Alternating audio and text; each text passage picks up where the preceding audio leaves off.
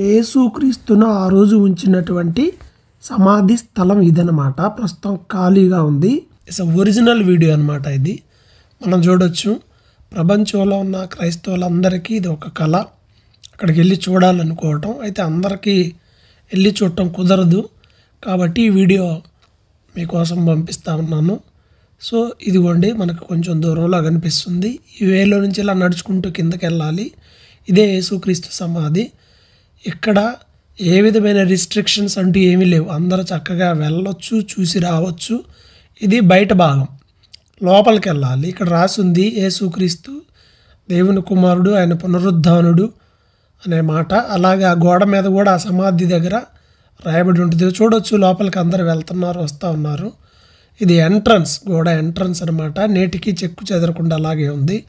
ఒక విషయం గమనించాలి, ఇది అరిమత యోసేపు అనే ధనవంతుడు తన కోసం ఏర్పాటు చేసుకున్నాడు. కానీ యేసు చనిపోయిన తర్వాత పిలాతును అడిగి తన కోసం తాను ఏర్పాటు చేసుకునే సమాధిలో యేసుక్రీస్తును ఉంచడం జరిగింది. ప్రతి సమాధిలో వాళ్ళ పితరులు ఎవరో ఒకళ్ళు ఉంటారు, కానీ ఈ సమాధిలో అంతకుముందు ఎవరు ఎప్పుడు పెట్టబడి ఉండలేదు. యేసు ప్రభు మాత్రమే, ఇంకా ఎవరికి దీన్ని వాడలేదు. లోపలికి వెళ్ళి చూద్దాం ఒకసారి. లోపల చూసినట్లయితే ఇది ఎగ్జాక్ట్గా సమాధి. గ్రిల్స్, ఐరన్ గ్రిల్స్ మనం చూసాం. అందరు లోపలికి వెళ్తారన్న ఉద్దేశంతో, కొంచెం దాన్ని కాపాడాలన్న ఉద్దేశంతో అది ఏర్పాటు చేశారు. ఇది యేసు దేహాన్ని ఉంచినటువంటి స్థలము. కొంచెం చింత ఈ మధ్యకాలంలో కొంచెం గ్యాప్ వచ్చింది. అదేం చేశారంటే కొంచెం మొత్తం దాన్ని నీట్గా క్లీన్ చేసి మరలా పెట్టారనమాట. కొంతకాలం అందుకే క్లోజ్ చేశారు దాన్ని.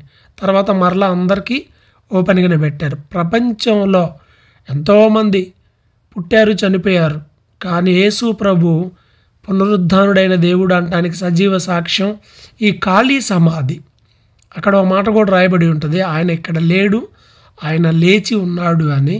కాబట్టి ఇక్కడికి మనం వెళ్ళకపోవచ్చు, కానీ ఒక విషయం అయితే గుర్తుపెట్టుకోవాలి, తను నమ్మిన వారిని దేవుడు మరణం నుండి పునరుద్ధానంతో లేపబోతున్నాడు. నా యందు విశ్వాసం ఉంచువాడు చనిపోయినా బ్రతుకుతాడని ప్రభువు చెప్పిన మాట జ్ఞాపకం చేసుకోవాలి.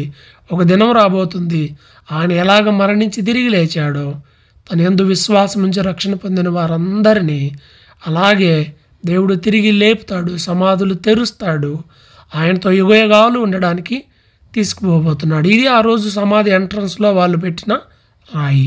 యేసుక్రీస్తు త్వరలో రానయ్యున్నాడు. సిద్ధంగా ఉన్నావా మరి?